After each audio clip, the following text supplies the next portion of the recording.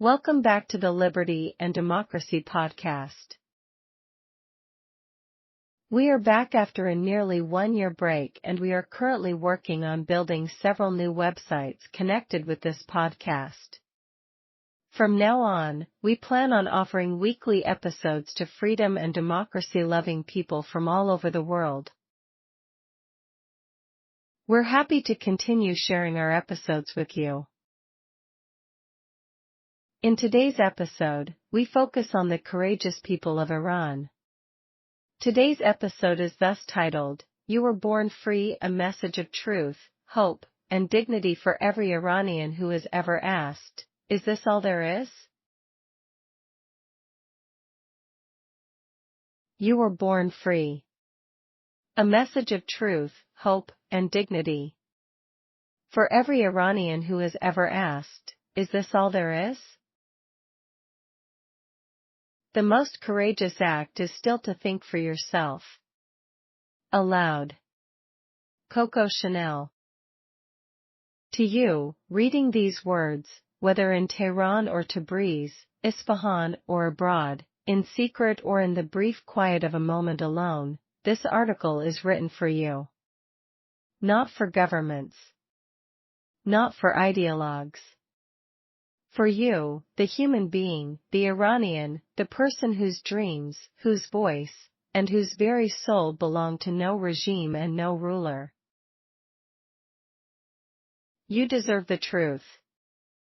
And the truth is this: freedom is not a Western invention, not a foreign conspiracy, not an enemy of faith. Freedom is the very nature of what it means to be human, a birthright woven into you before any government existed to tell you otherwise. Part 1. What every human being inherently knows.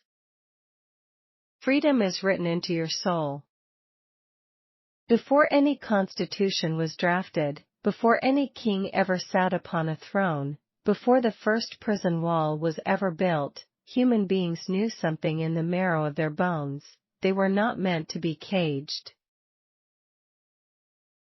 Think about it.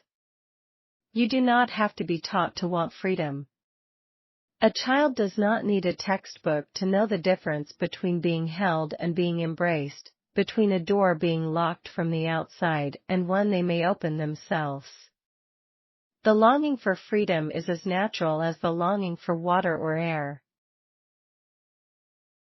In the Quran itself, the very text your government claims to protect, God says, "There is no compulsion in religion," Surah Al-Baqarah 2:256.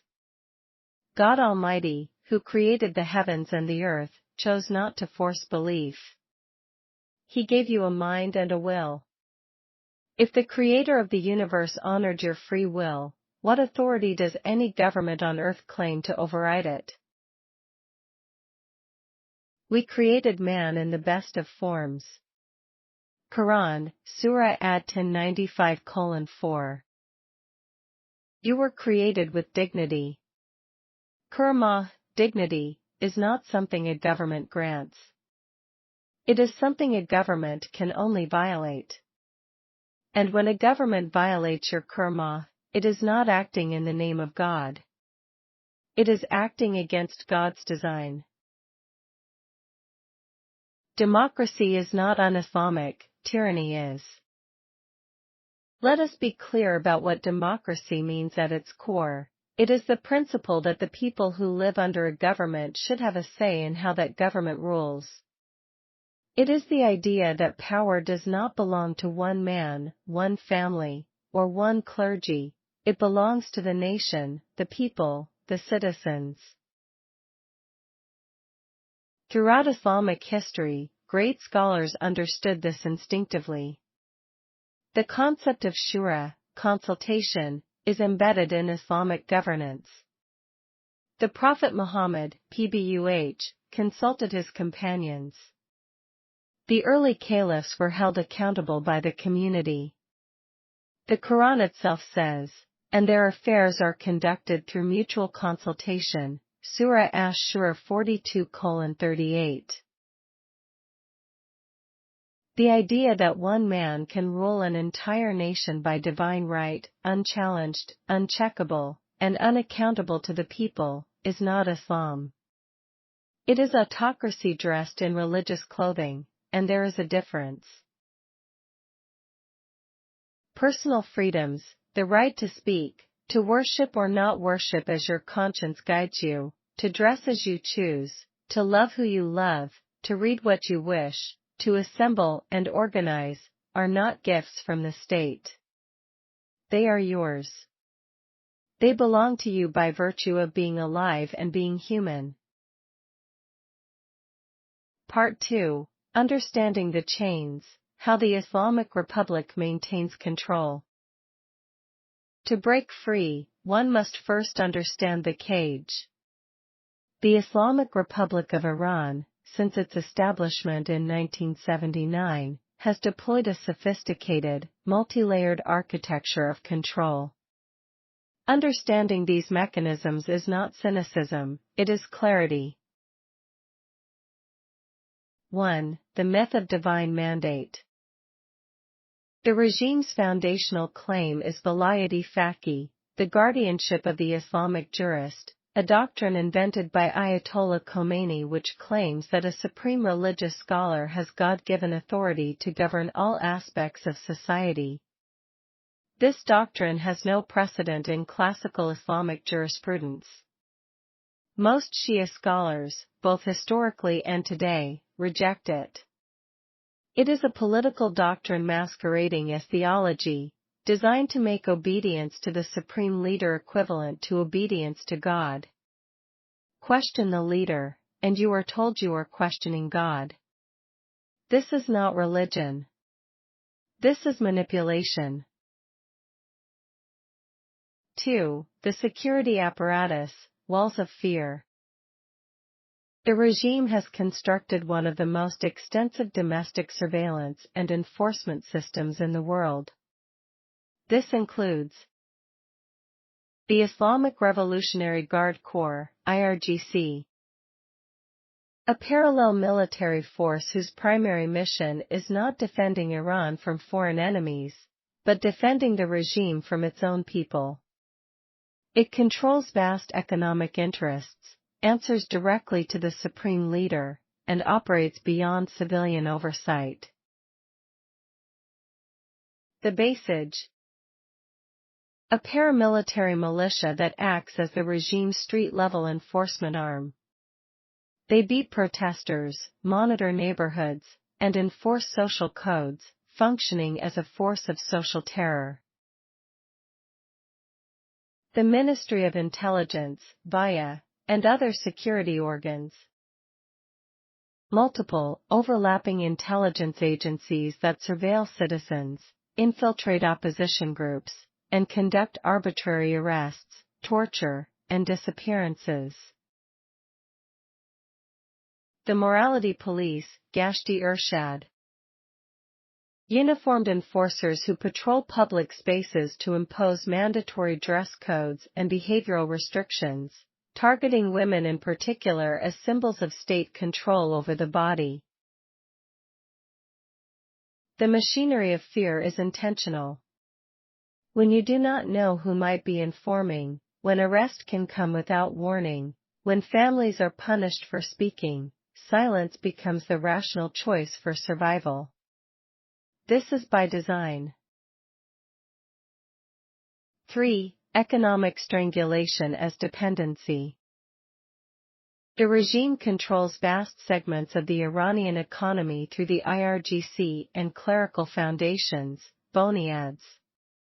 When the state is the largest employer and economic patron, dissent becomes economically suicidal.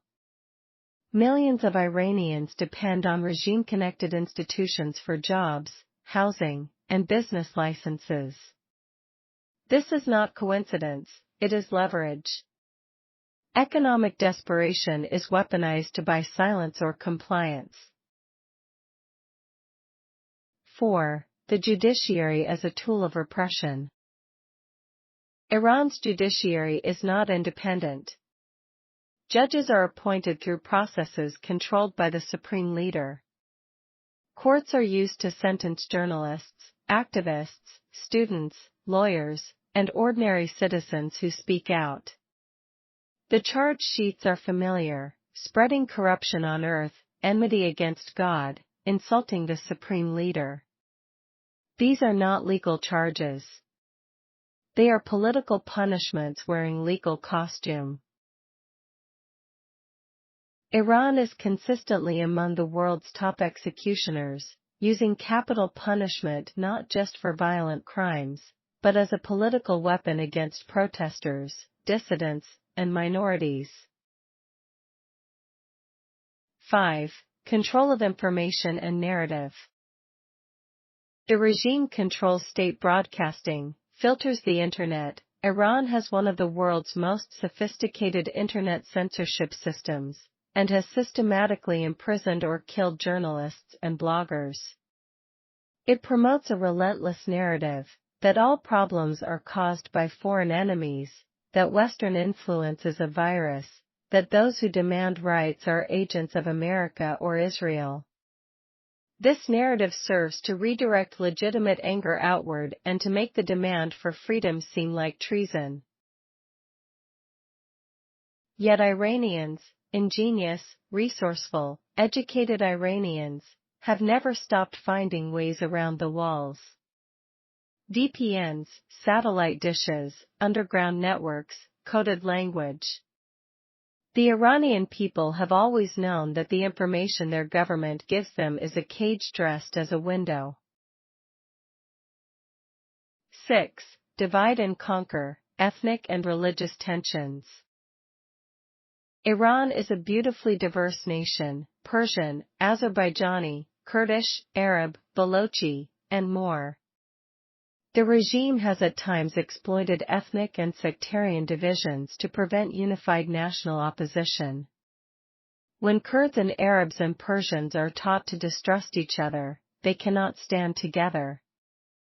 Yet in every major protest movement, from the Green Movement to the 2019 uprisings to the 2022 Woman, Life, Freedom Revolution, Iranians of all ethnicities and backgrounds have stood side by side. The regime fears this unity above all else. Part 3. Iran before the cage, a nation remembers itself. There is a great lie the Islamic Republic tells, that before 1979, Iran was a helpless, corrupted nation saved only by the revolution. This is not history.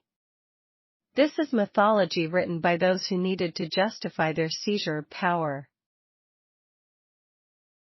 The ancient legacy of Iranian civilization.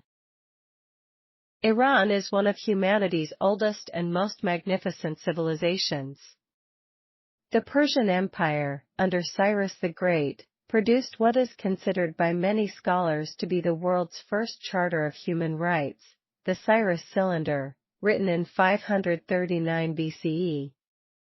Cyrus declared freedom of religion, abolished slavery in the territories he conquered, and allowed displaced peoples to return to their homelands. This is not Western liberalism.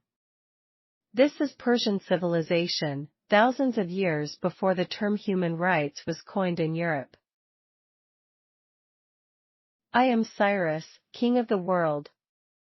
I did not allow anyone to terrorize the land of Sumer and Akkad. I kept in view the needs of Babylon and all its sanctuaries to promote their well-being. The Cyrus Cylinder, 539 BCE. The poets of Iran, Rumi, Hafez, Sadi, Ferdowsi, wrote for centuries about love, freedom, the dignity of the soul, the questioning of authority, the search for truth beyond dogma.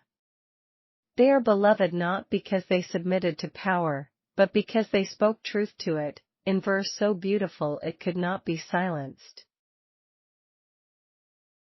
20th century Iran, a people reaching for democracy.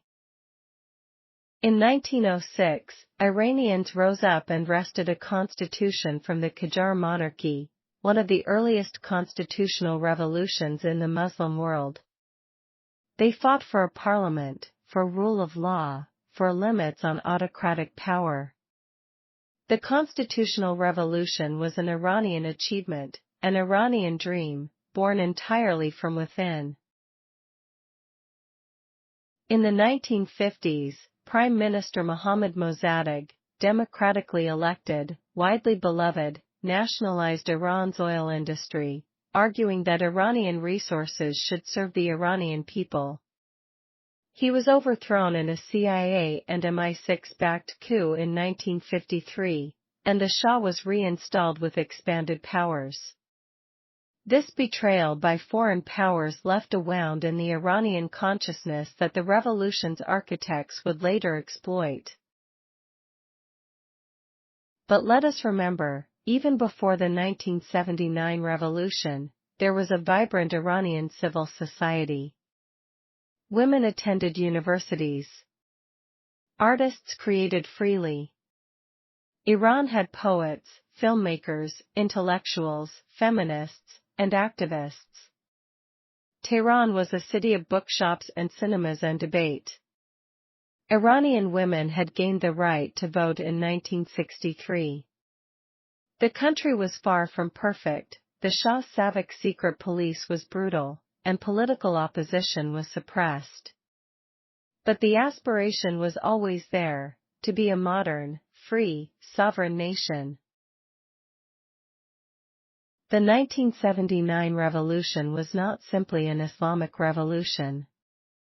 It was a broad coalition, leftists, nationalists, liberals, women's groups, and religious conservatives, united only in their opposition to the Shah. Khomeini was not the revolution. He hijacked it. Within months, he had systematically eliminated every other faction. Women who had marched for revolution found themselves told to veil.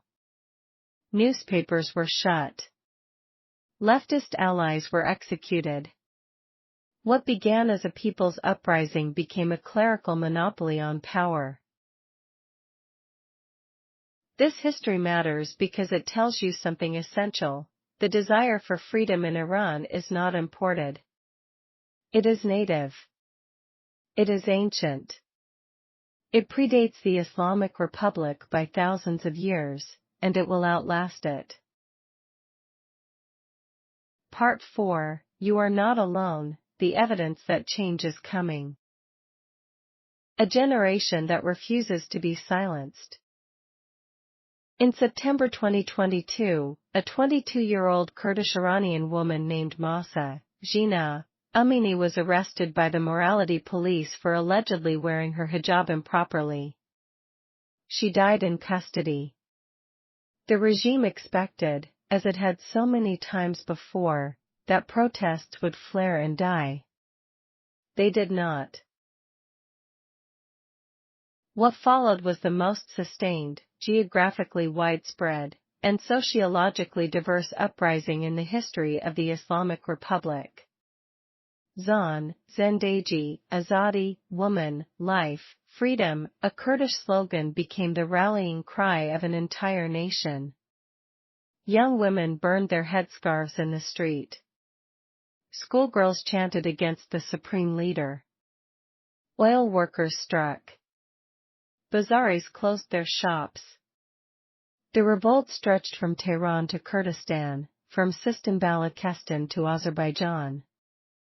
It was not one people's protest. It was Iran's protest. The regime murdered hundreds. It arrested tens of thousands.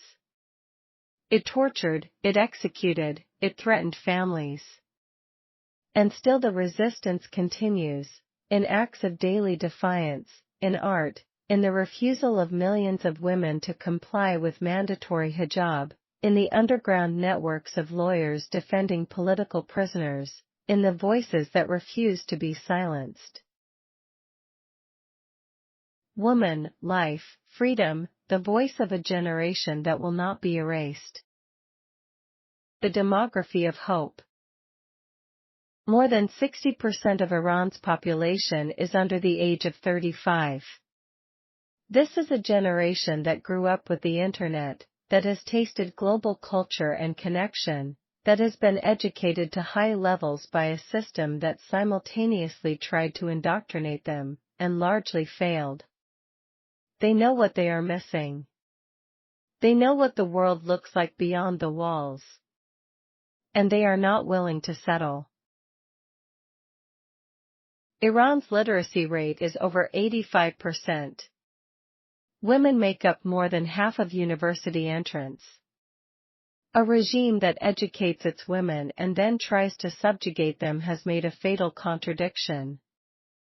An educated population is always, ultimately, ungovernable by force alone. The legitimacy crisis is terminal. The Islamic Republic has lost the consent of the governed. Voter turnout in elections, even in the regime's own carefully managed contests, has collapsed. The 2021 presidential election saw the lowest turnout since the revolution. Millions of Iranians are sending an unmistakable message: we do not recognize your authority over us. Economically, the regime has failed catastrophically. Inflation has at times exceeded 40 to 50%.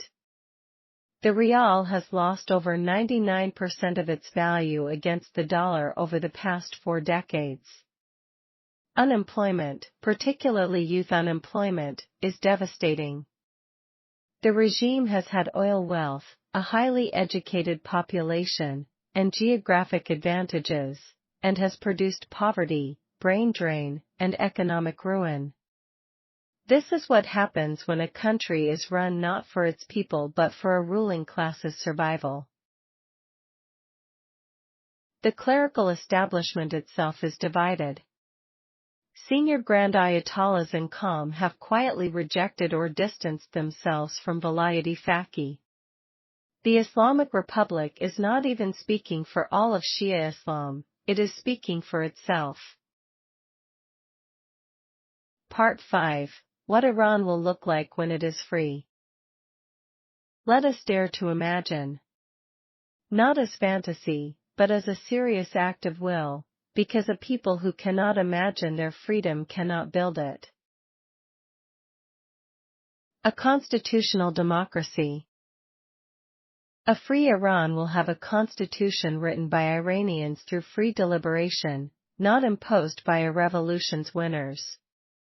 It will separate religious institutions from state power, not because religion has no place in public life, but because when religion controls state power, both the state and the religion are corrupted.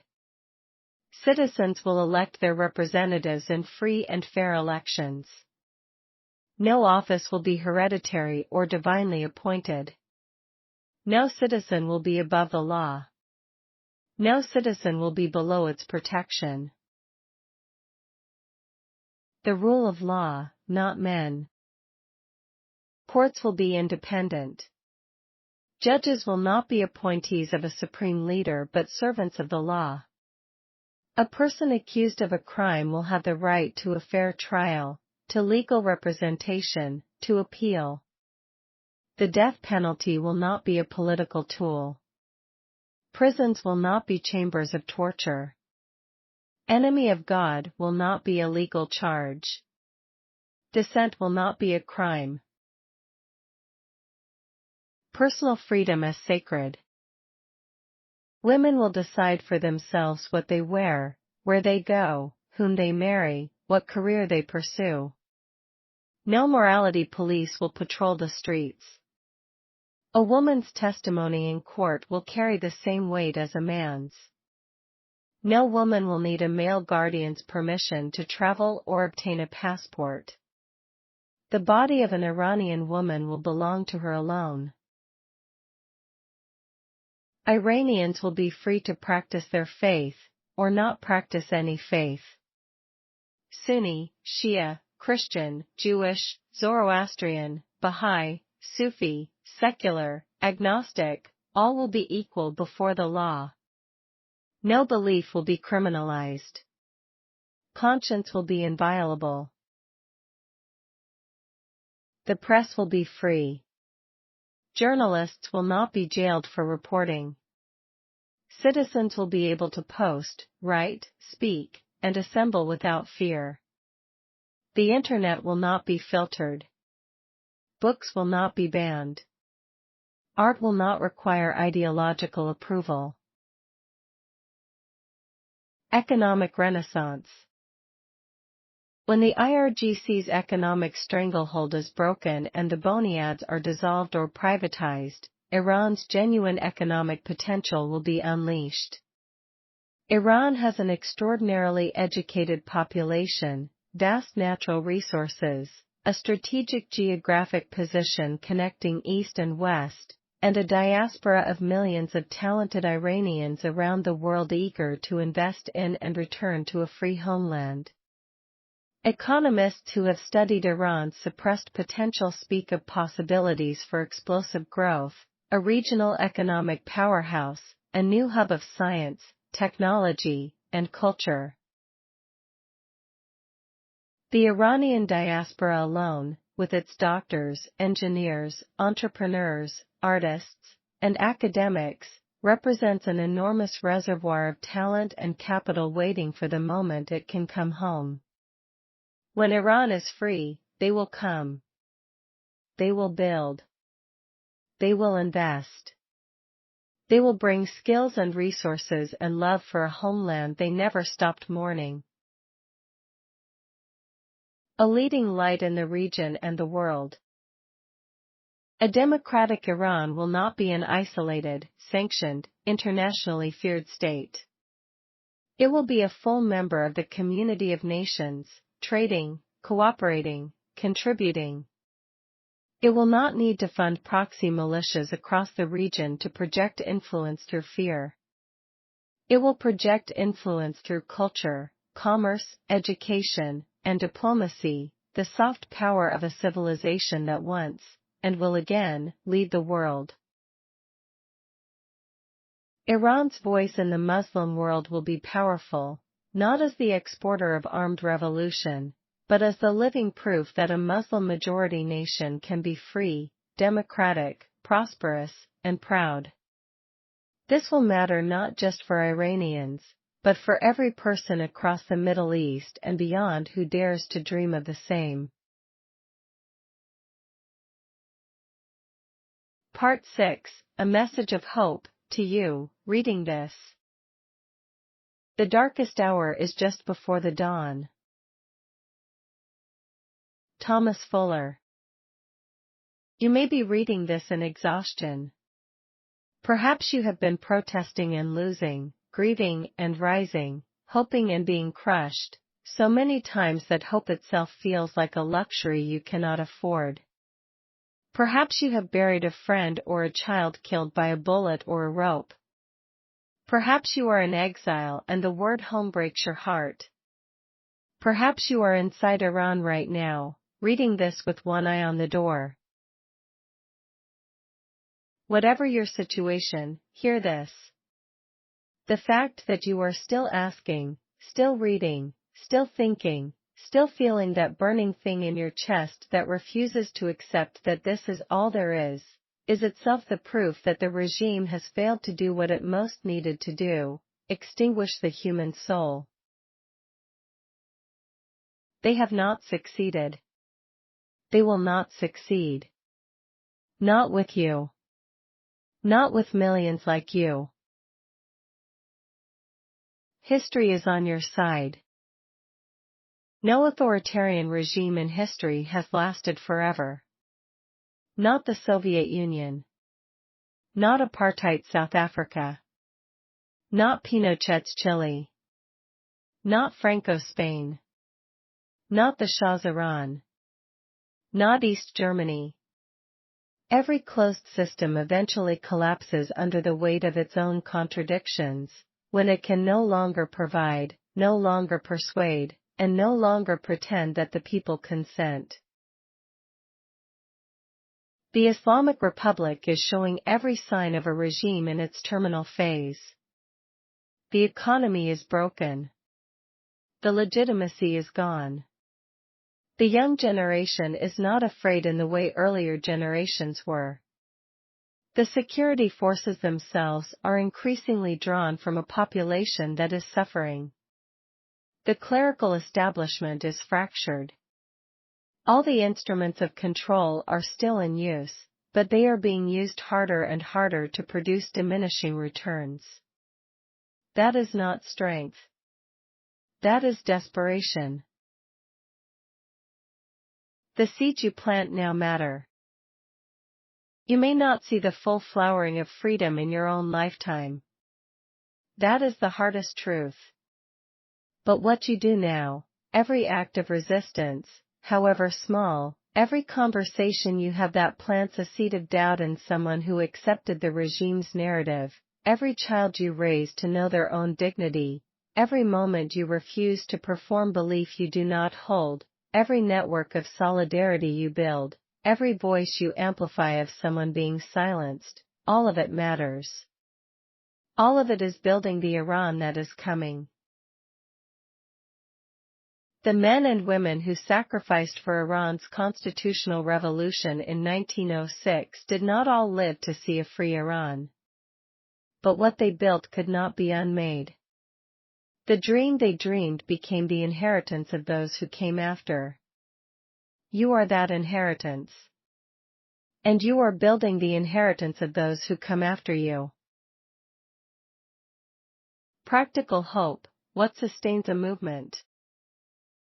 Hope is not passive. It is not waiting for a savior or a foreign power to rescue you. Genuine hope is active. It chooses to keep going when the rational calculation says to stop.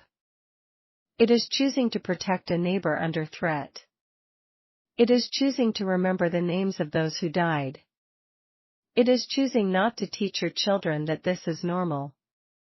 It is choosing solidarity over silence, even at cost. Beyond individual acts, sustainable change in Iran will require a broad coalition that crosses ethnic, religious, and class lines, clear shared principles, human rights, rule of law, democratic governance, rather than attachment to any single leader or ideology, protection of the voices most at risk, and international solidarity that focuses on the Iranian people, not the geopolitics of great powers.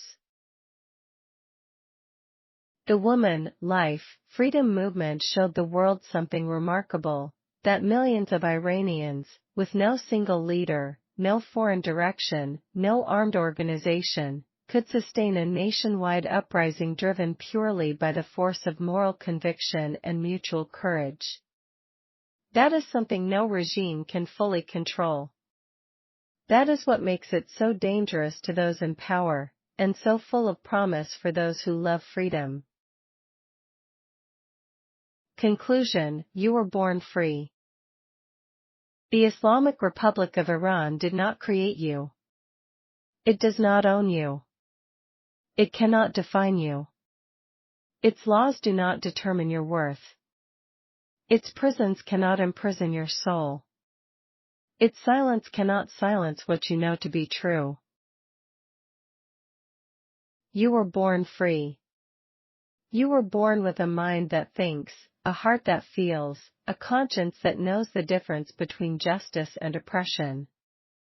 That is not American freedom or Western freedom or secular freedom. That is human freedom, and it was given to you by the same creator the regime claims to serve. Iran is one of the oldest and greatest civilizations in human history. Its people are among the most educated, most creative, most tenacious in the world. Its poets saw to the heart of existence. Its scientists and architects and mathematicians shaped the medieval world. Its women have shown, in the streets of Tehran, more courage than most of the world's armies. This nation does not belong to Khamenei. It does not belong to the IRGC.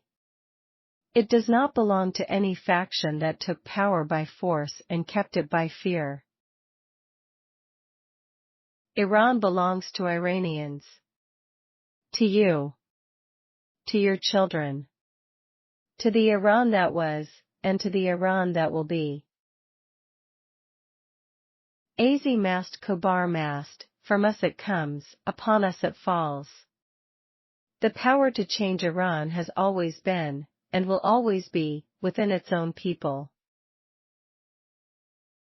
That day is coming. Keep the faith. Keep the fire. You are not alone. The world sees you. History will honor you. Azadi, freedom, is not just a word. It is your birthright. And no wall, no bullet, no law built on fear can take a birthright from the human soul. Thank you for listening to this week's episode of the Liberty and Democracy podcast. In today's episode, we sent a message to the courageous people of Iran. We hope you subscribed to our podcast and enjoyed listening to You Were Born Free, a message of truth, hope, and dignity for every Iranian who has ever asked, is this all there is? Did you know that Yohan Elvis Sersi, also known as Maestro Sersi, is also an accomplished music producer who has published numerous political music albums and songs dedicated to victims of Marxism, socialism, communism, and dictatorships all over the world? Yes, he has recently published Freedom in Tehran, a music album dedicated to the resilient people of Iran.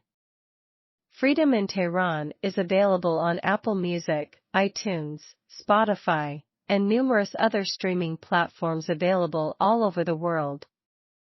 Check out the links in the description section below to listen and share the powerful songs included in our album Freedom in Tehran. Thank you all, and don't forget to listen to our other transformative podcast episodes celebrating democracy and freedom.